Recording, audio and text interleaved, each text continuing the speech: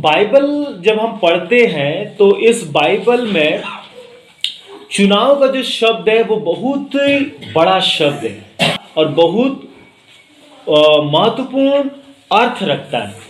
जहां पे प्रभु यीशु मसीह ये कहता है कि तुमने मुझे क्या नहीं किया, नहीं चुना। तुमने मुझे नहीं चुना परंतु मैंने तुम्हें क्या किया है, चुना है।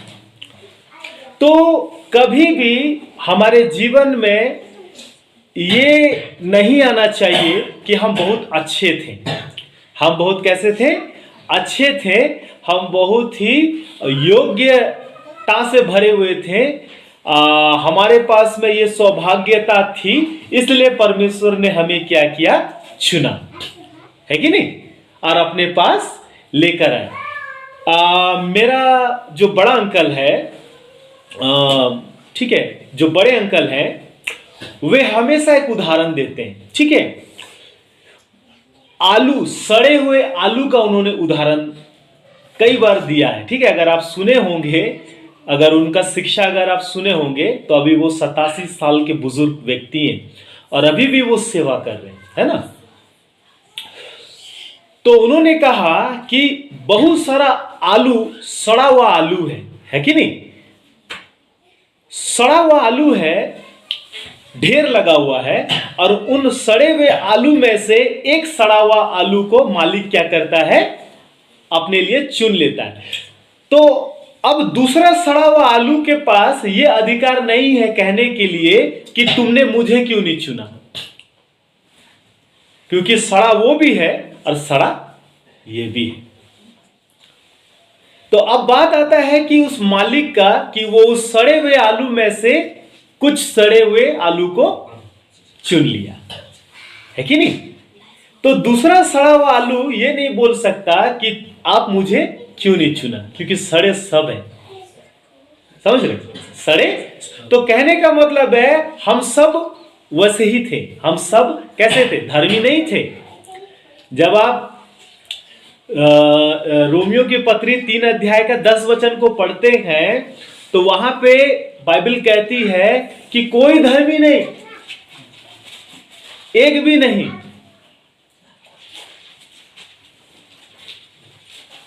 और निष्पाप तो कोई मनुष्य नहीं है।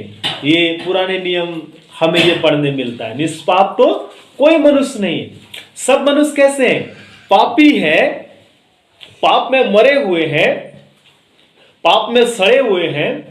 परमेश्वर का क्रोध, परमेश्वर का दंड, परमेश्वर का न्याय और नरक के ही योग्य हैं। अब इस योग्य वाले लोगों को, जो नरक के योग्य हैं, पाप में सड़े हुए हैं, मरे हुए हैं, परमेश्वर के न्याय, दंड और क्रोध के योग्य हैं, अब इस तरह के योग्यवान लोगों में से परमेश्वर ने अपने लिए कुछ को क्या किया, चुन लिया। और जब आप यहां पे पढ़ते हैं यूहन्ना 15:16, जब आप पढ़ते हैं तो प्रभु यीशु मसीह ने कहा कि तुमने मुझे नहीं चुना। सड़ा हुआ आलू कभी भी इस स्थिति में ही नहीं है कि वो कहे मुझे लीजिए और सब्जी बनाइए, है। सड़ा हुआ आलू जो महक रहा है, गंदगी आ रहा है, बदबू आ रही है, वो कभी इस स्थिति में नहीं है कि ये कह सके कि लीजिए, खरीदिए और मुझे घर में सब्जी बनाइए। वो स्थिति में है क्या? तो हम भी इस स्थिति में नहीं थे कि हम परमेश्वर से ये कह पाते कि मुझे चुन लीजिए और अपने राज्य में सजा के, सवार के, एक सोने के तरह मुझे संभाल के रखिए। हम इस स्थिति में नहीं थे। लेकिन अगर चुन रहा है तो अब उस आलू के जीवन में कोई घमंड नहीं होगा। अगर मालिक इस स्थिति के आलू को यदि चुन रहा है तो अब इस चुने हुए आलू के जीवन में कोई एक बिंदु का घमंड नहीं होगा उसके जीवन में। पहला बात तो ये है, घमंड नहीं होगा उसके जीवन में। ये तो साफ है, क्योंकि वो उस स्थिति में था ही नहीं, वो उस स्थिति में था ही नहीं। तो उसके जीवन में घमंड का कोई भी क्या नहीं होगा, स्थान या रोल या भूमिका नहीं होगा। तो यहां पे आप देख सकते हैं कि जब आप यूहन्ना 16 का 15 को जब आप निकाल के पढ़ रहे हैं, तो यहां पे प्रभु का वचन ये कह रहा है कि तुमने मुझे नहीं चुना, परंतु मैंने तुम्हें चुना है ना। और जब आप इफिसी 1 अध्याय को जब आप पढ़ते हैं, इफिसी 1 अध्याय में भी चुनाव का बात लिखा हुआ है। कहां पे लिखा हुआ है, खोजिएगा जरा। इफिसी 1 अध्याय में लिखा है, आप खोजिए, होमवर्क कीजिए, अपनी आंखों को मेहनत दीजिए। वहां लिखा है, आप खोजिए कि उसने हमें जगत की उत्पत्ति से पहले ही उसमें चुन लिया। 1:4 पढ़िएगा जरा। जैसा उसने हमें जगत की उत्पत्ति से पहले उसमें चुन लिया कि हम उसके निकट प्रेम में पवित्रता और निर्दोष हो। और एक बार अच्छा से पढ़िएगा। जैसा उसने हमें जगत की उत्पत्ति से पहले उसमें चुन लिया है कि हम उसके निकट प्रेम में पवित्रता और निर्दोष हो। समझे इस वचन को, इस वचन को समझे क्या लिखा है। इस वचन को आप समझ पाए क्या लिखा है यहां पे। और एक बार पढ़िए, पीछे से कोई पढ़िए, धीरे से पढ़िए, समझते हुए पढ़िए क्या लिखा है वहां।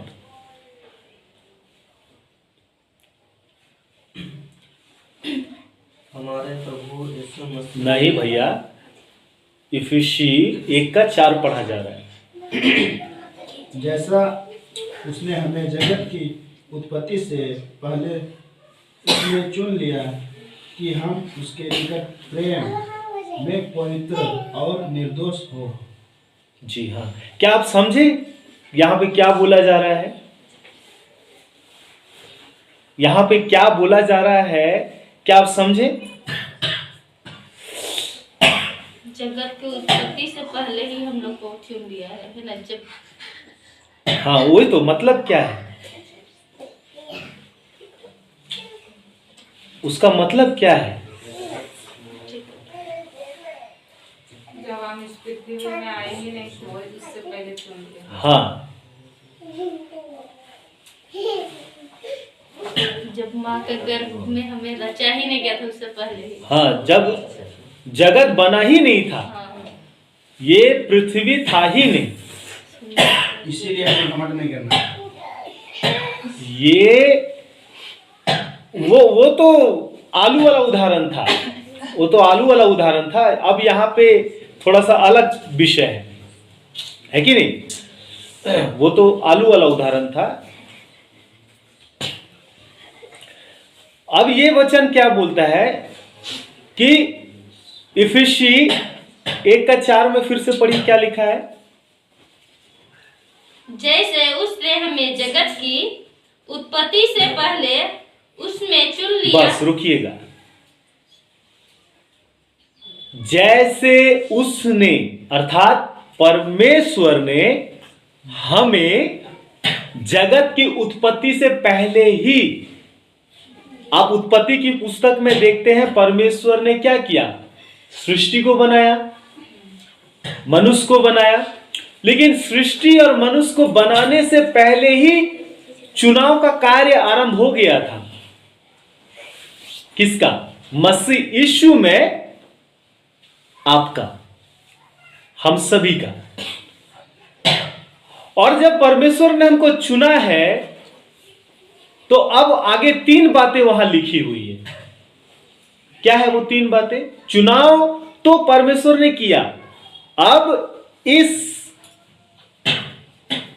व्यक्ति को जो मसीह यीशु में परमेश्वर ने चुना, क्या होने के लिए, प्रेम क्या होने के लिए? प्रेम। अच्छा से पढ़िए, पढ़िए वहां से जहां तक पढ़ के छोड़े थे, अब उसके आगे से पढ़िए। चुन लिया कि हम उसके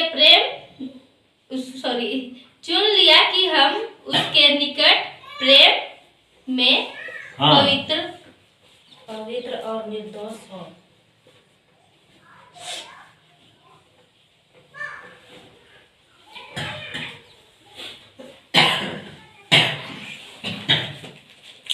तीन बातें। उसके निकट, जिसने हमको चुना है, उसके सामने प्रेम में, पवित्रता में हम कैसे हो? निर्दोष। प्रेम में, पवित्रता में हम कैसे बने? निर्दोष। ये प्रेम और पवित्रता में हम क्या बने? निर्दोष। क्योंकि इससे पहले हम पवित्र नहीं थे। इससे पहले हम कैसे थे? पापी। हैं? पापी। जब आप रोमियो की पत्री 5 अध्याय वो खंड निकाल के पढ़िए, जहां पे ये मैं कई बार निकाल के आप लोगों को पढ़ा चुका, जहां पे ये लिखा हुआ है कि परमेश्वर की प्रेम की भलाई। मैं रेफरेंस नहीं बता रहा हूं, आप खुद रेफरेंस खोजिए, और जब आपको मिलता है तो आप अपना अंडरलाइन भी कीजिए। हाँ, कितना में लिखा है बहन? रोमियो 5:8 में लिखा है। हाँ, पढ़िएगा। परंतु परमेश्वर हम पर अपने प्रेम की भलाई इसी रीति से प्रकट करता है कि जब हम पापी ही थे, जी, तभी मसीह हमारे लिए मारा। जी हाँ। तो मसीह हमारे लिए कब मरा?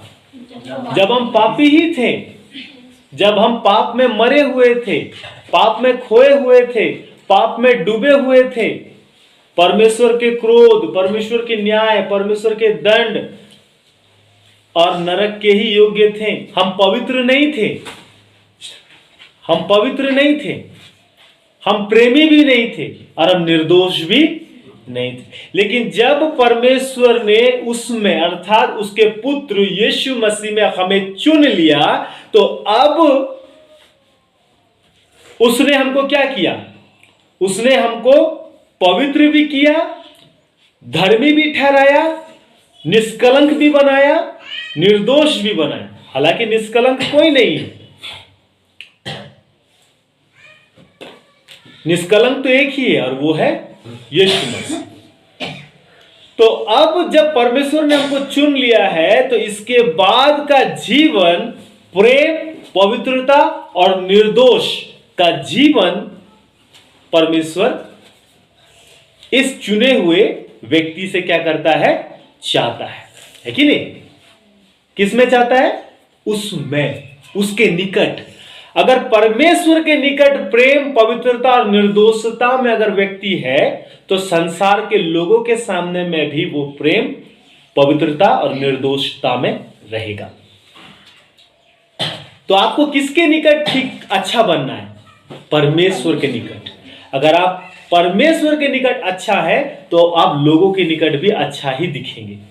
अगर आप मनुष्य के सामने अच्छा दिखने का प्रयत्न करेंगे, वो क्या होगा? दिखने का प्रयत्न कर रहे हैं आप। जब परमेश्वर के निकट ही अच्छा बनने का प्रयत्न करेंगे, तो मनुष्य के सामने आप अच्छा ही दिखेंगे।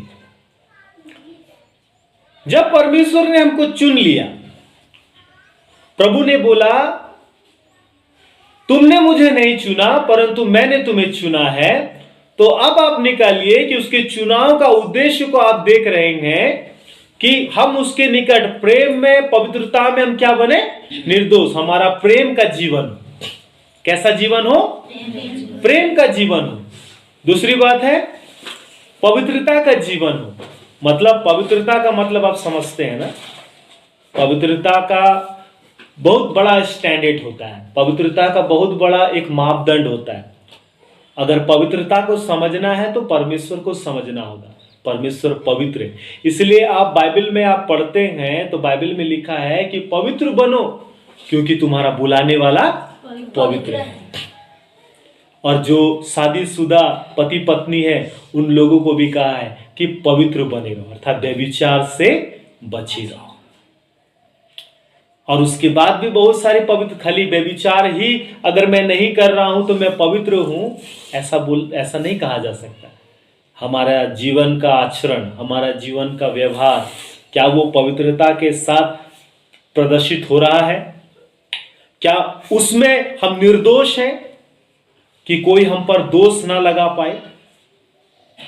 क्या हमारे कैरेक्टर का मतलब समझते ना, हमारे चरित्र पर क्या कोई दोष लगा रहा है? अगर दोष लगा रहा है तो इसका मतलब हम पवित्रता के ट्रैक से क्या हो चुके हैं? डिस्ट्रैक्ट हो चुके हैं। उस ट्रैक से हम क्या हो चुके हैं? अलग हो चुके हैं। आप जब रेलवे में जाते हैं, रेल में जाते हैं तो देखना ट्रैक कैसा चेंज होता है, सीधा जाता रहता अचानक ट्रैक चेंज हो जाता है ना। तो अगर हमारे जीवन में कोई दोष लगा रहा है, दोष लगाने वाले तो हैं ही हैं। आप कितना भी पवित्रता, प्रेम, निर्दोषता का जीवन आप व्यतीत कीजिए, दोष तो लगेगा ही। जब यीशु मसीह के ऊपर में दोष लगा तो उसका जीवन पवित्र था, निर्दोष था, पवित्र था, फिर भी उसे दोषी ठहराया। लोग ठहरा सकते हैं दोषी आपको, लेकिन आप दोषी ना रहें, हम दोषी ना रहें। आपका जीवन, आपका काम कैसा रहे? निर्दोष रहे। और उसके ऊपर में आपके जीवन में लोग दोष लगा सकते हैं, वो अलग चीज है। लगाना और प्रमाणित करने में बहुत अंतर है। किसी के जीवन में झूठा लांछन लगाना बहुत आसान है, लेकिन लगाए हुए आरोप को सिद्ध करना वो सबसे बड़ी बात है कि नहीं? आरोप लगा देने से कोई आरोपी नहीं हो जाता है, बट उसके जीवन में जिस आरोप को लगाया गया है उस आरोप को सिद्ध करना, किसके साथ? सबूतों के साथ। तभी उसे क्या माना जाता है? गुनहगार माना जाता है कि नहीं? तो वही चीज है, हमारे जीवन में, आपके जीवन में आरोप लगाया जा सकता है, उससे मत घबराइएगा। आपका जीवन पवित्रता का है, आपका जीवन प्रेम का है, आपका जीवन निर्दोषता का है, इसके बावजूद भी आपके जीवन में आरोप प्रत्यारोप किया जाएगा, है ना? लेकिन जब सिद्ध करने की बात आएगी तो अगर आपका जीवन प्रेम और पवित्रता और निर्दोषता का है तो जीतोगे आप ही, और सारा आरोप बेबुनियाद रहेगा। सारा आरोप कैसा रहेगा? बेबुनियाद रहेगा। समझ रहे हैं क्या बोलना चाह रहा हूं मैं? तो हमारा जीवन पवित्रता का रहे, हमारा जीवन प्रेम का रहे और निर्दोष का रहे, इसके बावजूद भी लोग हमारे जीवन में क्या करेंगे? दोष लगाएंगे। कई बार इसके उलट होता है, मैं नहीं करके मेरे ऊपर में लोग ये दोष लगा रहे हैं, अब करेंगे। कई बार लोगों का इस प्रकार का मानसिकता होती है, मैं नहीं करके मुझे ये कहा जा रहा है, अब मैं करके ये सुनूंगा, है ना? समझ रहे मैं क्या बोलना चाह रहा हूं? कई बार लोग बोलते हैं ना, मैंने नहीं किया, और वो बोल रहे सही में, लेकिन लोग उसके ऊपर झूठा आरोप लगा रहे हैं, तुमने किया। वो बोल रहा मैं नहीं किया। जब मैं नहीं करके तुम मुझे बोल रहे हो किया है, तो अब मैं करके उस बात को पूरा करूं, तो बाद में अंत में वही गलत हो जाता है ना। तो वही चीज है। तो लोग आपके जीवन में जब आरोप लगाए, दोषारोपण लगाए, तो आप अपने जगह में क्या रहिए? स्थिर रहिए। अब वक्त है उसको प्रूव करने का, उसको सत्यापन करने का, वेरिफिकेशन, वेरीफाई करने का अब टाइम है। समझ रहे? उसमें दूध का दूध और पानी का पानी हो जाएगा कि आप आरोपी है या आप क्या है? निर्दोष। तो इसीलिए जब मसीह ने हमको चुना है तो उसके निकट, परमेश्वर के निकट हमें प्रेम में, पवित्रता में और निर्दोषता में चलना है। इसीलिए हमारे मुंह के शब्द, हमारे आचरण, हमारा व्यवहार बहुत इंपॉर्टेंट है। हमारा मुंह का शब्द, हमारा आचरण, हमारा व्यवहार बहुत महत्वपूर्ण स्थान रखता है। वही तय करता है, आपके जुबान से एक निकला हुआ शब्द ही आपके जीवन का पूरा चरित्र तय कर देता है कि आप किस चरित्र के किस कैरेक्टर के ढांचे में आप ढले हुए हैं। अगर हम मसीह के, अब आप निकालो फिलिपी 2 अध्याय और वो खंड को निकाल के पढ़ो जहां पे ये लिखा है कि जैसा मसीह का स्वभाव था वैसा तुम्हारा भी स्वभाव था। अब आप वहां जाइए, मैं पुस्तक बता रहा हूं, रेफरेंस नहीं बता रहा हूं, ताकि आप खोज सको, और जिसको सबसे पहले मिलता वही पढ़ेगा। जैसा मसीह का स्वभाव था वैसा तुम्हारा भी स्वभाव हो। पढ़िएगा जरा। फिलिपी 2:5। हाँ, नोट कर लीजिए, फिलिपी 2:5 पढ़िएगा, जोर से पढ़िए। जैसा मसीह यीशु का स्वभाव था वैसा ही तुम्हारा भी स्वभाव हो। यस, अब परमेश्वर ने जिसको मसीह यीशु में चुना है उसका स्वभाव, कैरेक्टर कैसा रहेगा, चरित्र कैसा रहेगा, जैसा मसीह का स्वभाव था वैसा ही तुम्हारा भी स्वभाव हो, तुम्हारा भी गुण हो, तुम्हारा भी चरित्र हो, तुम्हारा भी बोली हो। अब आप ऊपर से पढ़िए नीचे तक। अब 5 वचन को आपने पढ़ा है, अब आप ऊपर से लेके नीचे तक पढ़िए।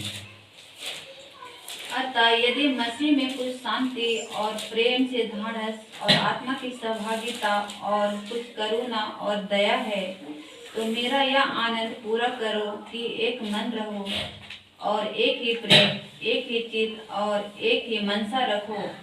विरोध या झूठी बड़ाई के लिए कुछ ना करो, पर दीनता से एक दूसरे को अपने से अच्छा समझो। हर एक अपने ही हित की नहीं वरन दूसरों के हित की भी चिंता करे। जैसा मसीह यीशु का स्वभाव था वैसा ही तुम्हारा भी स्वभाव हो। आगे। जिसने परमेश्वर के स्वरूप में होकर भी परमेश्वर के तुल्य होने को अपने वश में रखने की वस्तु ना समझा, वरन अपने आप को ऐसा शून्य कर दिया और दास का स्वरूप धारण किया और मनुष्य की समानता में हो गया और मनुष्य के रूप में प्रकट होकर अपने आप को दीन किया और यहाँ तक आज्ञाकारी रहा कि मृत्यु, हाँ क्रूस की मृत्यु भी सह ली। इस कारण परमेश्वर ने उसको अति महान भी किया और उसको वह नाम दिया जो सब नामों में श्रेष्ठ है, कि जो स्वर्ग में और पृथ्वी पर और पृथ्वी के नीचे हैं वे सब यीशु के नाम पर घुटना टेके और परमेश्वर पिता की महिमा के लिए हर एक जीव अंगीकार कर ले कि यीशु मसीह ही प्रभु है। यस, आमीन। यहां तक आज्ञाकारी रहा कि मृत्यु, हाँ क्रूस की मृत्यु भी क्या कर ली, सह ली। तो हमारे जीवन का जो हीरो है वो यीशु मसीह। हम किसको फॉलो करेंगे, यीशु मसीह के कैरेक्टर को, यीशु मसीह के चरित्र को, यीशु मसीह के स्वभाव को। यदि यीशु मसीह के कैरेक्टर, यीशु मसीह के स्वभाव, यीशु मसीह के चरित्र के अनुरूप यदि कोई पास्टर नहीं दिखता है तो हम उस पास्टर का भी अनुसरण नहीं करेंगे, ना किसी विश्वासी का अनुसरण करेंगे, बल्कि उसके जीवन में एक क्या करेंगे, उलाहना देंगे कि आप मसीह के स्वभाव के अनुसार नहीं ढल रहे हैं, नहीं चल रहे हैं। उसे क्या करेंगे, उसका अनुसरण नहीं करेंगे। कई बार कलीसिया में हम दूसरे लोगों का जीवन को देख के, अरे वो तो चर्च नहीं जाता है तो मैं क्यों चर्च जाऊं, अरे वो तो प्रार्थना नहीं करता है तो मैं क्यों प्रार्थना करूं, अरे वो तो भजन नहीं गाता है तो मैं क्यों भजन गाऊं, अरे वो तो उपवास नहीं करता लेकिन मैं क्यों उपवास करूं। तो यहाँ पे सब एक विश्वासी दूसरे विश्वासी को देख के ही डामाडोल हो रहे हैं, लेकिन कोई विश्वासी यीशु मसीह को देख के सीधा खड़ा नहीं हो रहा है। तो देखना किसको है, जरूर देखेंगे उस व्यक्ति को यदि उसके जीवन में अगर नहीं दिख रहा है जैसा मसीह यीशु का स्वभाव था। और ये उसके स्वभाव में, उसके रूप में अंश करके एक व्यक्ति एक दिन में ही परिपक्वता का सीढ़ी नहीं चढ़ जाता है। एक दिन में ही कोई इतना मैच्योर जिसको बोलते हैं ना, इतना परिपक्व उसमें बोली में, व्यवहार में, आचरण में, एक दिन में ही वो बुद्धिमान नहीं बन जाता है, कई साल लगता है। आपका बच्चा एक दिन में क्या वो स्कूल का सारा पाठ समझ जाता है? उसको समय लगता है, टाइम लगता है, दिन लगता है, महीना लगता है।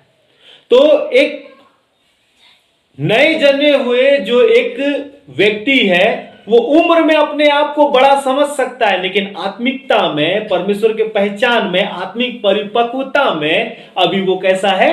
कच्चा है। अभी वो कैसा है? समझ रहे क्या बोल रहा मैं? कच्चा है मतलब अपरिपक्व है।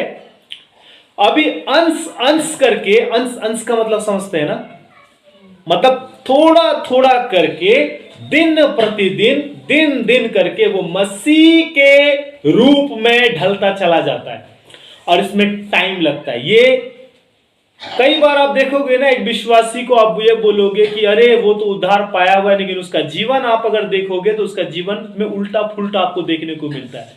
तो एक दिन में किसी का जीवन परिपक्वता की सीढ़ी में नहीं चढ़ जाता। एक दिन में परिपक्वता का सीढ़ी किसी के जीवन में नहीं चढ़ जाता। हाँ, अब उसके जीवन में क्या स्टार्ट हो जाता है? आत्मिक लालन पालन, पालन पोषण आरंभ हो जाता है।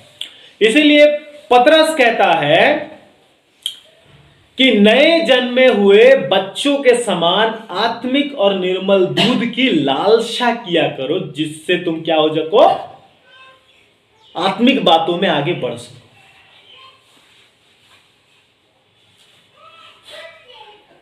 आत्मिक बातों में आगे बढ़ सको। तो मसीह जीवन, वो व्यक्ति ऐसा किया, वो व्यक्ति ऐसा बोला, वो व्यक्ति ऐसा चरित्र का कार्य किया, ये हो सकता है, संभव है, हो सकता है।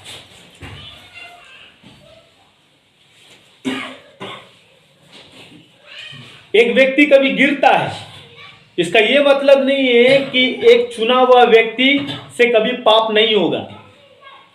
वो स्वर्ग से उतरा नहीं है, वो स्वर्ग से उतरा नहीं है। इसी पाप भरे संसार से परमेश्वर ने उसको क्या किया?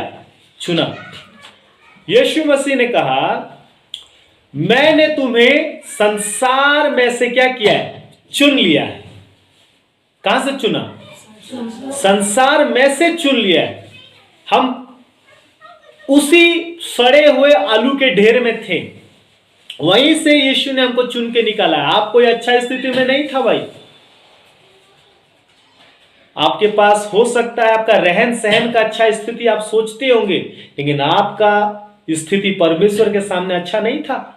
लोगों के सामने आप अपना स्थिति का घमंड कर सकते हैं, लेकिन परमेश्वर के सामने हमारा स्थिति अच्छा नहीं था। हम तो उसके सामने मरे हुए थे और नरक के योग्य थे। तो हम पाप में मरे हुए थे, पाप में खोए हुए थे, पाप में डूबे हुए थे, पाप में जी रहे थे, पाप में आनंद मना रहे थे, है कि नहीं? और अब जब परमेश्वर ने हमको चुना है, तो पौलुस कहता है, क्या कहता है? अब जो मसीह यीशु में है, अब वो नया सृष्टि है। पुरानी बातें देखो सब यस, अब आप पुराने नहीं है, आप मसीह के नजर में, परमेश्वर की दृष्टि में नया सृष्टि है। कैसा है? नया सृष्टि है। जैसा नया बच्चा आता है ना, आप एक नया हो सकता है आप इस उम्र में परमेश्वर के पास हैं, बट आप परमेश्वर की दृष्टि में नया सृष्टि है। इसलिए पुरानी बातें क्या हो गई? बीत गई। आपके जीवन का पुराना स्वभाव, आपके जीवन का पुराना चाल, आपके जीवन का पुराना चरित्र, वो क्या हो गया? वो सब बीत गया, अब नया सृष्टि है। पुरानी बातें बीत गए, अब सब नया हो गया है। नया आपके बोली में, आपके व्यवहार में, आपके आचरण में, आपके कार्य में, आपके जीवन शैली में, अब सब क्या हो गया? नया हो गया। नया, समझ रहे? जैसा थे वैसा नहीं है, अब उसका जीवन बदल गया है ना। तो हम ये बात कर रहे हैं कि मसीह ने हमको चुना है कि हम उसके निकट क्या बने? प्रेम में, पवित्रता में निर्दोष बने। यद्यपि लोग फिर भी हमको दोषी करार देंगे, लेकिन उसको सिद्ध करना पड़ेगा। उसको क्या करना पड़ेगा? सिद्ध करना पड़ेगा। अगर आप ऑलरेडी दोषी हैं तो उसको सिद्ध करने के लिए आप नहीं कह सकते। आप ऑलरेडी क्या है? दंड के हकदार है कि नहीं? आप ऑलरेडी पहले से ही क्या है? दंड के हकदार है। अगर आप बेकसूर हैं तो, अगर आप गुनहगार हैं तो आपको क्या होना होगा? अपने गुनाहों को स्वीकार करना होगा और क्षमा मांगना होगा। और चुनाव के बाद हमारा जीवन मसीह के निकट प्रेम, पवित्रता और निर्दोष में आगे बढ़ने वाला जीवन हो, मसीह के स्वभाव में जीवन व्यतीत करने वाला। और मैं बोल रहा था अंश अंश करके परिपक्वता की जहां बात आ रही थी, एक छोटा बच्चा एक दिन में ही उसके पास 40 साल का अनुभव नहीं होता है, उसको 40 साल लगता है। जब वो 40 की उम्र में आता है तब उसके बाद उसको बीता 30 साल का अनुभव रहता है। वो अपने अनुभव उसके पास है। तो परिपक्वता एक दिन की बात नहीं है, इसमें समय लगता है। और एक व्यक्ति को परिपक्वता में क्या होना चाहिए? आगे बढ़ना चाहिए। उनकी ज्ञान इंद्रियां, इब्रानी की पुस्तक में लिखा है कि उनकी ज्ञान इंद्रियां भले बुरे में फर्क करने में क्या हो चुकी? परिपक्व हो चुकी। परिपक्वता का मतलब ये होता है कि आप दोनों में फर्क क्या कर सकते हैं? हाँ, भले और बुरे को आप जांच सकते हैं अपने में ही। उनकी ज्ञान इंद्रियां भले और बुरे को क्या कर सकती है? जांच सकती है, और जो सही है उसको पकड़ के आगे बढ़ सकती है। अब उतना परिपक्व हो चुका है, उतना वो स्ट्रांग हो चुका है ना। अगर क्या सही है क्या गलत है, अगर अभी भी हम अगर नहीं क्या कर पा रहे हैं, ये कर पा रहे हैं कि क्या भले और फर्क नहीं कर पा रहे, भले और बुरे में फर्क नहीं कर पा रहे, तो अभी भी हम कैसे हैं? अपरिपक्व हैं। अभी भी हम कैसे हैं? कच्चे हैं, बालक हैं। तो ये प्रोसेस है, धीरे धीरे धीरे धीरे धीरे धीरे वो परिपक्वता की सीढ़ी क्या होती है? आगे बढ़ती है। और ये एक दिन की बात नहीं है। जैसे जैसे हम मसीह के वचन में, उसके सहभागिता में, उसकी संगति में हम जैसे जैसे बढ़ते रहते हैं, वैसे वैसे हम क्या होने लगते हैं? आत्मिक विकास करते हैं। आत्मिक विकास होता है कि नहीं? जैसा आपका धन का विकास होता है, आपका घर का विकास होता है, आपका पहनावा ओढ़ावा का विकास होता है, आपका खाने पीने का विकास होता है। समझ रहे? विकास का मतलब जैसा आप कल खाते थे वैसा आज नहीं खाते, जैसा कल पहनते थे वैसा आज नहीं पहनते, जैसा कल रहते थे वैसा आज नहीं रहते। उसी तरह आत्मिक जीवन में भी जैसा पिछला साल आपका आत्मिक जीवन था, ये आने वाला साल आपका आत्मिक जीवन वैसा नहीं रहेगा। लेकिन दुख की बात है, कई लोगों को देखा ये जाता है कि उनका आत्मिक जीवन 5 साल पहले जैसा था, 20 साल पहले जैसा था, वैसा भी आज भी है। मतलब खाने में तो उन्नति हो गया, पहनने में तो उन्नति हो गया, रहने में तो उन्नति हो गया, लेकिन आत्मिक जीवन में कोई उन्नति नहीं हुआ। आज भी चर्च के प्रति उसका उन्नति देखने को मिलता है। आत्मिक जीवन उसका कितना उन्नति किया है वो देखने से पता चल जाता है कि आत्मिक बातों से ज्यादा वो शारीरिक बातों में उन्नति किया है।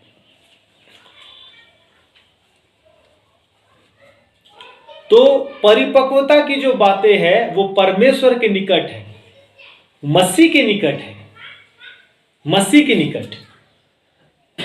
अब आइए आप पहला पतरस 2 अध्याय आप आइए और उस खंड को निकाल के पढ़िए जहां पे ये लिखा है, चुनाव के विषय में लिखा है, तुम चुना हुआ वंश हो। वंश, वंश का मतलब समझते हैं ना, एक पीढ़ी, तुम चुना हुआ वंश हो। कहां लिखा है? 2 का 9। पढ़िएगा जोर से। पर तुम एक चुना हुआ वंश और राज परिधारी याजकों का समाज और पवित्र लोग और परमेश्वर की निज प्रजा हो, इसलिए कि जिसने तुम्हें अंधकार में से अपनी अद्भुत ज्योति में बुलाया है, उसके गुण प्रकट करो। सिर्फ बैठने के लिए नहीं बुलाया परमेश्वर ने। बस कई बार लोग ये सोचते हैं ना, अब तो मैं मसीही हूं, इस भूल धारणा से आप बाहर निकल जाइए। परमेश्वर ने आपको खाली नामधारी, बोलते हैं ना नामधारी, नाम का है पर काम का नहीं।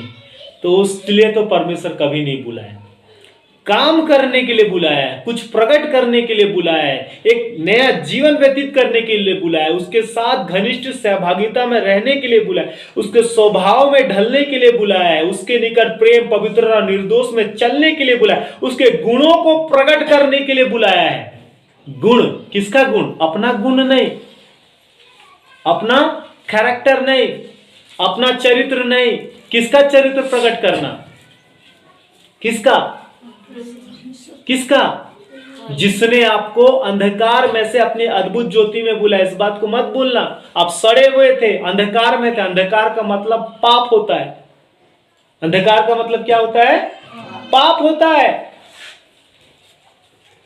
अंधकार में से कहां लेकर आया है? अपने किसमें लेकर आया है? पढ़िए क्या लिखा है। हाँ, वो शब्द तो छोड़ दे रहे, ज्योति बोल रहे हैं आप, लेकिन उसके पीछे और एक शब्द है, बहुत मायने रखता है। अद्भुत ज्योति, अद्भुत महान ज्योति में उसने आपको बुलाया। केवल ज्योति में नहीं बच्चों, अद्भुत ज्योति, कि तुम उसके गुण को क्या करो? प्रकट करो। और परमेश्वर का गुण क्या है? परमेश्वर का गुण क्या है? अगर परमेश्वर का नैतिक गुण को देखोगे, परमेश्वर के 2 प्रकार का गुण है, एक नैतिक गुण है और एक आत्मिक गुण है। आत्मिक गुण में परमेश्वर सर्वशक्तिमान है, सर्वव्यापी है, सर्वज्ञानी है, स्वयंभू है, महान परमेश्वर है, जीवित परमेश्वर है। वो उसका आत्मिक गुण है, और भी बहुत सारी चीजें।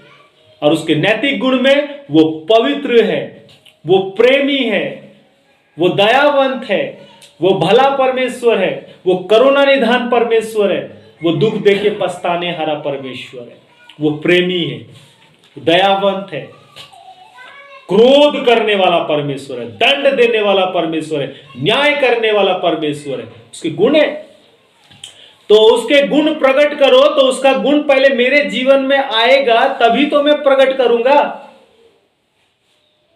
उसका गुण मेरे स्वभाव में आएगा, उसका गुण मेरे जीवन में रहेगा, तभी तो मैं उसके गुण को प्रकट करूंगा। बिना उसका गुण मेरे अंदर में आए कभी भी ये हो सकता है क्या? बिना उसका स्वभाव मेरे अंदर आए, उसका स्वभाव मेरे से झलक सकता है क्या? दिखावा, संसार में दिखावा हो सकता है, लेकिन इस जीवन में दिखावा नहीं हो सकता, होगा ही नहीं। तो मसीह जीवन जो है,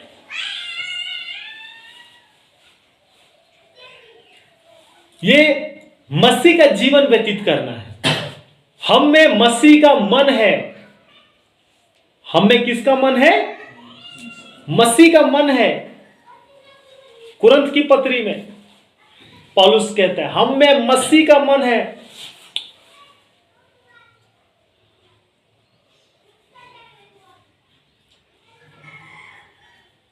अब हम आगे को अपने लिए ना जिए, परंतु उसके लिए जिए जो हमारे लिए मरा और जी भी उठा। तो गुण प्रकट करना, चुनाव का एक और अभिप्राय ये है कि हम उसके गुणों को क्या करें, प्रकट करें। और मैंने वही बोला, परमेश्वर के दो गुण हैं, एक आत्मिक गुण है जिसको आप प्रकट नहीं कर सकते। आत्मिक गुण आप प्रकट कर सकते हैं, है? कि वो सर्वव्यापी परमेश्वर है, सार्वभौम परमेश्वर है, सर्वशक्तिमान परमेश्वर है, सर्वज्ञानी परमेश्वर है, पवित्र परमेश्वर है, एक ही समय में सब जगह उपस्थित रहने वाला परमेश्वर है। ये गुण हम प्रकट कर सकते हैं? नहीं कर सकते। उसके आत्मिक गुण को हम प्रकट नहीं कर सकते। वो सर्वशक्तिमान परमेश्वर है, वो सार्वभौम परमेश्वर है, सर्वज्ञानी है, सब कुछ जानता है। हम उस परमेश्वर के भय में रह के हम उसके गुणों को लोगों के सामने प्रदर्शित कर सकते कि मेरा परमेश्वर ऐसा है। प्रभु यीशु मसीह ने एक बात को कहा है, लोग तुम्हारे भले कामों को देखकर तुम्हारे पिता की जो स्वर्ग में क्या करे, क्या करे, क्या करे, बड़ाई करे। और इसी के विपरीत रोमियो की पत्री में पौलुस ने कहा, तुम्हारे चाल चलन, तुम्हारे चरित्र को देखकर अन्य जाति में परमेश्वर के नाम की निंदा होती है। तो याद रखना, आपका जीवन के साथ परमेश्वर का सम्मान आदर जुड़ा हुआ है। आप सिर्फ यूं ही चुनने ली गए, आप परमेश्वर को प्रस्तुत करने वाले लोग हैं। आप परमेश्वर को रिप्रेजेंट बोलते हैं ना जिसको, उसको अपने जीवन से प्रदर्शित करने वाले लोग हैं, हर परिस्थिति में, हर कंडीशन में, हर टाइम, हर डे। अब बात आता है कि क्रोध तो करो, पर क्रोध तुम्हारा ऐसा होना चाहिए जिसमें पाप ना हो। क्रोध का कंडीशन भी है, क्रोध करो, बट उस क्रोध में पाप नहीं होना चाहिए। उस क्रोध में क्या नहीं होना चाहिए, पाप नहीं होना चाहिए। अब आप डिसाइड करो कि वो कैसा क्रोध होगा जिसमें पाप ना हो। प्रभु ने बोला क्रोध करने के लिए, लेकिन यह भी बोला कि सूर्य अस्त होने से पहले तुम्हारा क्रोध ना रहे और ना शैतान को अवसर मिले। लेकिन हमारा क्रोध तो सालों साल रहता है, तो इसका मतलब सालों साल शैतान को अवसर दे के रखे हैं मेरे सिंहासन में। समझ रहे? बाइबल बोलती है क्रोध करो, ये लाइसेंस देती है, बट ये भी बोलती है ऐसा क्रोध करना जिस क्रोध में पाप ना हो। उस क्रोध में भी पवित्रता होना चाहिए, उस क्रोध में भी दया होना चाहिए, उस क्रोध में भी प्रेम होना चाहिए। और बोलता है कि सूर्य, और फिर बोलता है सूरज का अस्त होने से पहले, वो जो सूरज दिख रहा है ना, अस्त हुआ, तुम्हारा क्रोध का भी अस्त हो जाना चाहिए। अगर नहीं हुआ अस्त, तो उसके बाद शैतान को तुम क्या देते हो, अपने जीवन में प्रवेश करने का अवसर देते हो। और कई एक लोगों के जीवन में क्रोध देखते हैं सालों साल रहता है, मतलब सालों साल शैतान उनके जीवन में प्रवेश किया रहता है।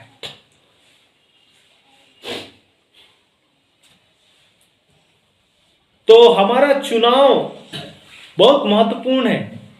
केवल आप बपतिस्मा ले लिए, अपने आप को मसीह कह रहे हैं, लेकिन अगर हमारा जीवन उस चुनाव के अनुरूप नहीं है तो हमें कहीं ना कहीं विचार करना चाहिए। हमें अपने आप का मूल्यांकन करना चाहिए कि क्या मैं आत्मिक जीवन में बढ़ रहा हूं। ठीक है, शारीरिक जीवन की आशीषें वहीं से, कल आप जैसा खाते थे आज वैसा नहीं खाते, कल आप जैसा पहनते थे वैसा नहीं पहनते, कल आप जैसा रहते थे वैसा आज नहीं रहते हैं। प्रभु की स्तुति हो। कल आप जितना कमाते थे आज उतना नहीं कमाते हैं, प्रभु की स्तुति हो। कल आप चाकोड़ साग खाते थे आज आप दाल खाते हैं, प्रभु की स्तुति हो। कल आप माड़ भात खाते थे लेकिन आज आप दाल के साथ भात खाते हैं, प्रभु की स्तुति हो। आज आप मीट भात खाते हैं, प्रभु की स्तुति हो। आपके भौतिक जीवन में उन्नति हुआ है, प्रेज द लॉर्ड, बट आपके आत्मिक जीवन का उन्नति आपको भी दिखना चाहिए, और भौतिक जीवन से ज्यादा आपके आत्मिक जीवन का उन्नति आपको दिखना चाहिए। क्योंकि आपके भौतिक जीवन की आशीषें आत्मिक जीवन से आती है, ना कि भौतिक जीवन की बातें आत्मिक जीवन की ओर जाती है। तो इसीलिए जब परमेश्वर ने आपको चुना है, प्रभु ने कहा कि तुमने मुझे नहीं चुना पर मैंने तुमको चुना है कि उसके निकट हम प्रेम में, पवित्रता में, निर्दोषता का जीवन व्यतीत करें, उसके स्वभाव में ढल जाए, परिपक्व बने और उसके गुण को प्रकट करें।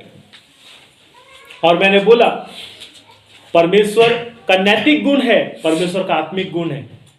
हम दिखा सकते हैं कि हमारा परमेश्वर सर्वशक्तिमान है, जीवित परमेश्वर है, सच्चा परमेश्वर है, पवित्र परमेश्वर है। तो उस तरह का जीवन हमारा भी क्या होना चाहिए, क्या होना चाहिए, व्यतीत होना चाहिए, ताकि बगल वाला हमें अपने आप देख लेगा। हमारे शब्दों में, हमारे एक्टिविटी में, हमारे व्यवहार में, वो उसको आपको दिखाने का जरूरत ही नहीं। बोलता ना, दिखावा नहीं होगा, जो ट्रू है, जो सत्य है, वही आपके जीवन से छलकेगा। जैसा आप हो, बोलते ना, गिरजा में मेरा अलग चेहरा, जब मैं घर चला जाऊंगा तो मेरा अलग चेहरा, और जब मैं बड़ा कॉन्फ्रेंस में चला जाऊंगा, आध्यात्मिक कॉन्फ्रेंस में, तो मेरा अलग चेहरा, और जब मैं अपने परिवार में रहूंगा तो अलग चेहरा, बाजार में जाऊंगा तो अलग चेहरा, और काम जगह जाऊंगा तो अलग चेहरा नहीं होगा। एक ही मसीह है हमारा, एक ही प्रभु है, एक ही स्वभाव है मसीह का, वो हर जगह प्रदर्शित होगा। Praise the Lord. समझ रहे हैं? तो हमारा चुनाव बहुत प्यारा है, अद्भुत है, अनोखा है। इसीलिए अपने जीवन से हमें परमेश्वर को प्रदर्शित करना अनिवार्य है। किसको प्रदर्शित करना? किसको अपने जीवन से प्रस्तुत करना? लोग हमारे जीवन में परमेश्वर को देख सके। इससे पहले कि लोग हमारे जीवन में परमेश्वर को देख सके, इससे पहले कि परमेश्वर हमारे जीवन में रह सके। प्रभु का वचन क्या कहता है? क्या तुम नहीं जानते कि तुम्हारा देह पवित्र आत्मा का मंदिर है? जब पवित्र आत्मा का मंदिर है तो प्रेम और पवित्रता और निर्दोषता होगी।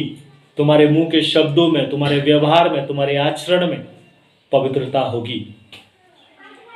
कोई भी अपवित्रता नहीं होगी। अपवित्रता की बातें आएगी, बट आप उसमें क्या होंगे? उससे घृणा करोगे। बुराई से घृणा करना ही परमेश्वर का क्या करना है? भय मानना है। तो वही चीज है, लोग तभी हमारे जीवन में परमेश्वर को या परमेश्वर के प्रेम को देख सकेंगे जब हमारे जीवन में परमेश्वर हो। हम सब कहते हैं कि परमेश्वर हमारे साथ है, लेकिन परमेश्वर जब हमारे साथ है, तो जब परमेश्वर हमारे साथ है तो हमारा चाल चलन कैसा होगा, हमारा मुंह का शब्द कैसा होगा, हमारा व्यवहार कैसा होगा जब परमेश्वर हमारे साथ है। तो समझ सकते हैं ना?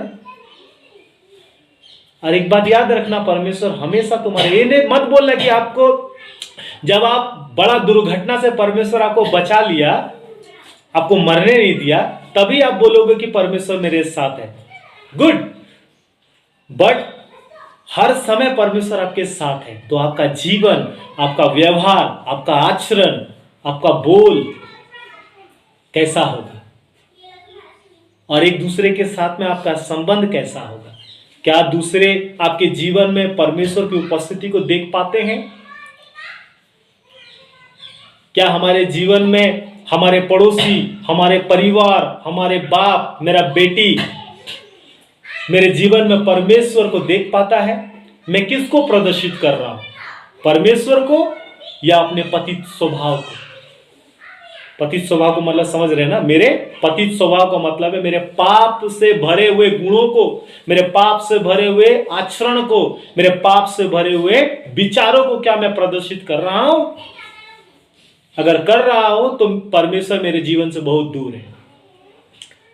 परमेश्वर, मैं बोल सकता हूं कि मैं मसीही हूं, वो बोली है, बोलता है ना, तुम होठों से तो मेरा आदर करते हो, बट तुम्हारा मन मुझसे क्या है? और वो परमेश्वर भी बहुत दूर है। अगर परमेश्वर तुम्हारे साथ है तो परमेश्वर का गुण तुमसे प्रदर्शित हो रहा है, उसका स्वभाव तुमसे प्रदर्शित। परमेश्वर का स्वभाव कैसा है?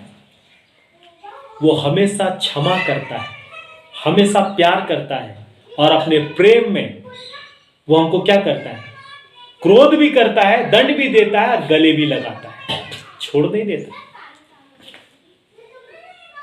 तो हमें भी उसके गुणों को प्रकट करना है। एक बेटा अपने बाप के साथ, एक बहू अपने ससुर के साथ, एक बेटी अपने दादा के साथ, एक बहू अपने सास के साथ, एक परिवार अपने परिवार के साथ मसीह के प्रेम को प्रदर्शित करना। भले वो आपके साथ कितना भी बुरा करे, आपको वही करना है जो मसीह का स्वभाव है।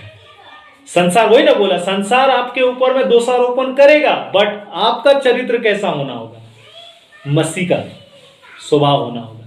यही चीज तो है जो लोगों के जीवन को कायल किया है। और ऐसा आप कितना भी लोगों के जीवन में अपना भव्य जीवन दिखाओ, लोगों के जीवन में कोई प्रभाव नहीं पड़ने वाला। मैं चाहे यहाँ पे कोट पैंट भी पहन के आ जाऊं ना, तो भी लोगों का जीवन में कोई प्रभाव नहीं पड़ेगा। क्या मैं नहीं पहन सकता हूं? पहन सकता हूं। क्या मैं और भी पास्टरों की तरह नहीं रह सकता हूं? रह सकता हूं, उनसे अच्छा रह सकता हूं, बट मेरा इच्छा नहीं है। वो जहां पे है, प्रभु की स्तुति हो। मेरा स्वभाव, मेरा जीवन ही मेरा पहनावा और मेरा कपड़ा है। आमीन। मैं चप्पल में यहां से कहां ना कहां चला जाता हूं, मेरे को कोई फर्क नहीं पड़ता। मैं जूता पहना हूं या चप्पल पहना हूं या फटीचर हूं, मेरा कपड़ा मायने नहीं रखता बच्चों, कभी भी। मैं एक कपड़ा में सेवा करना पसंद करूंगा, लेकिन मेरे स्वभाव में मैं कलंक पसंद नहीं करूंगा, क्योंकि मैं अपने जीवन से मेरे प्रभु को मैं अपमानित करना नहीं चाहूंगा। तो वही चीज है, भले थोड़ा खाना, भले कम पहनना, जिस स्थिति में उस स्थिति में रहना, बट तुम्हारा सुंदरता तुम्हारा प्रभु है, इस बात को याद रखना। भजन में कहता है, मेरे मुख का चमक तू ही है प्रभु। हालेलुया। आप किसे समझते हैं अपने जीवन का सुंदरता? धन को, सोना के छल्ला? मेरे पास भी सोना का सामान है, मेरी पत्नी के पास भी, हम लोग नहीं पहनते, इच्छा ही नहीं है मेरे पास, है मेरे पास कोई इच्छा नहीं, कभी कभार पहन लेते हैं। मेरा सुंदरता मेरा प्रभु है, याद रखना। तुम्हारा मुख का चमक प्रभु है। एक गीत आता है, तू मेरे चेहरे की रौनक है ना, और भूल रहे गाना, याद करना। यहोवा मुझे तेरी जरूरत। बाइबल में लिखा है, तू मेरा चेहरा का चमक है, तू मेरा चेहरा का रौनक है, तू ही मेरा सुख है, तू ही मेरा धन है, तू ही मेरा सब कुछ है। तो फिर संसार की चीजों के प्रति आपका मोह माया छूट जाएगा। प्रभु को अपना धन समझो, प्रभु को अपना खुशी समझो, प्रभु को अपना चेहरा का चमक देखो। Praise the Lord. और उस परमेश्वर को अपने जीवन से प्रदर्शित करो। लाजर फटे हाल में था, कुत्ता उसका घाव चाटता था, और धनवान ऐसो आराम में अपने जीवन को जीता था। वो चला गया नरक, और जो फटीचर हाल में रहता था वो चला गया स्वर्ग। मैं नहीं बोल रहा कि हमें फटीचर हाल में रहना चाहिए। हमारा स्वभाव में अच्छा पहने, मैं नहीं बोल रहा, अच्छा पहनिए, जूता पहनिए, सूट पहनिए, बूट पहनिए, कोट पहनिए, टाई पहनिए, सोना का छल्ला पहनिए, बट आपके जीवन से परमेश्वर प्रदर्शित होवे, और आपका जीवन का सुंदरता परमेश्वर है। मैं यही बोलना चाहता। मैं आपको मना नहीं कर रहा अच्छा मत खाइए, ये नहीं बोल रहा। पहनने उड़ने को मना नहीं कर रहा। आप पहनिए, अच्छा खाइए, अच्छा रहिए, बिल्डिंग में रहिए, भव्यता से रहिए। Praise the Lord. बट आपके जीवन का सुंदरता याद रखिएगा, वो भव्यता नहीं है, परमेश्वर है। जिस दिन हमारे जीवन से परमेश्वर दूर हो गया और हमारे जीवन में भव्यता ही रह गई, तो हमारा जीवन कैसा है पता है? खंडर है, खंडर। बोलता है ना, प्रभु ने शास्त्रीय फरीसी को वही बताया, तुम चुना फिरी हुई कब्र हो, जो लोगों को बाहर से धर्मी दिखाई देता है पर अंदर से सड़ा हुआ हड्डी ही है, दुर्गंध आता है। अगर परमेश्वर हमारे जीवन में नहीं है और हमारा जीवन कितना भी भव्य हो मेरे प्रियो, कितना भी आप धनी हो जाओ, आपका जीवन खंडर रहेगा। खंडर, समझ रहे हैं ना? और उसमें से दुर्गंध आएगी। और वो कौन सा दुर्गंध आएगा? तो इसीलिए हमारे जीवन में सबसे पहला परमेश्वर होना है। हमारे जीवन का सुंदरता परमेश्वर है, परिवार का सुंदरता मसीह है। इसलिए तुम्हारे परिवार में, तुम्हारे जीवन में, तुम्हारे स्वभाव में प्रमुखता मसीह होना चाहिए और उसके अलावा कोई नहीं। उसके सेकंड स्थान में सब। उसके बाद अपने जीवन से प्रदर्शित करो, अपने बाप से प्यार करो, अपने माँ से प्यार करो, अपने सास से, अपने ससुर से प्यार करो, अपने दादा से, अपने दादी से प्यार करो, अपने पड़ोसी से प्यार करो। बाइबल में लिखा है अपने पड़ोसी से अपने समान प्रेम कर। यही अगर करते हो तो मानो परमेश्वर की व्यवस्था को पालन करते। क्या है मसीह जीवन? परमेश्वर की इच्छा में चलना और उसके गुणों को प्रदर्शित करना और हर समय आज्ञाकारी रहना। आइए इस समय प्रार्थना करें। हमारे प्रभु, हमारे परमेश्वर, हम तुझे धन्यवाद देते हुए एक बार फिर तेरे चरण के निकट उपस्थित हैं। महान परमेश्वर, तू भला है, तेरी करुणा हमेशा की है। प्रभु तुझे धन्यवाद देते हैं। पिता परमेश्वर, प्रार्थना करते हैं प्रभु, जबकि तूने हमें चुना है, तूने कहा प्रभु कि तुमने मुझे नहीं चुना परंतु मैंने तुम्हें चुना है और नियुक्त किया है कि तुम बहुत फल लाओ। और प्रभु हम तेरे निकट प्रेम, पवित्रता और निर्दोषता का जीवन व्यतीत करें, तेरे गुणों को प्रकट कर प्रभु, तेरे स्वभाव में जीवन व्यतीत कर, हमारा आत्मिक विकास हो, आत्मिकता में, परिपक्वता में बढ़े प्रभु। और प्रभु प्रार्थना करते हैं कि तू हमारा जीवन का सुंदरता है प्रभु, संसार की भव्यता नहीं प्रभु, तू हमारे चेहरे का रौनक है मेरे परमेश्वर। प्रभु इन बातों को समझने के लिए तेरी कलीसिया को मदद कर। आनंद और शांति के साथ प्रभु आज तू हमें विदा कर। अरे प्रभु दिन भर की जो भी कार्य है, एक्टिविटी है, सब कुछ को तेरे हाथ में सौंपते। हे प्रभु आदर, सम्मान, गौरव तेरे महान पवित्र नाम को देता हूँ। ये प्रार्थना तेरे यीशु नाम में हम मांगते हैं, आमीन। अब हमारे प्रभु यीशु मसीह का अनुग्रह, परमेश्वर पिता का प्रेम, पवित्र आत्मा की सहभागिता हम सबों के साथ हमेशा होती रहे, आमीन। आप सभी को जय मसीह। प्रभु आशीष दे।